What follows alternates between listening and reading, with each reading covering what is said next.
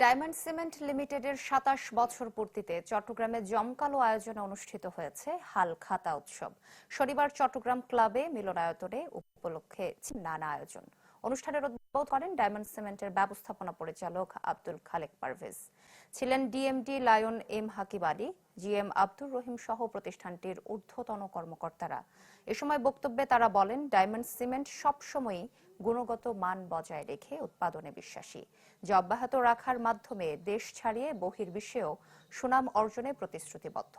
চট্টগ্রাম নগর ও দক্ষিণের পরিবেশকদের নিয়ে আয়োজিত এই অনুষ্ঠানে ছিল পুরস্কারের ব্যবস্থা ও সাংস্কৃতিক ঘোষণা।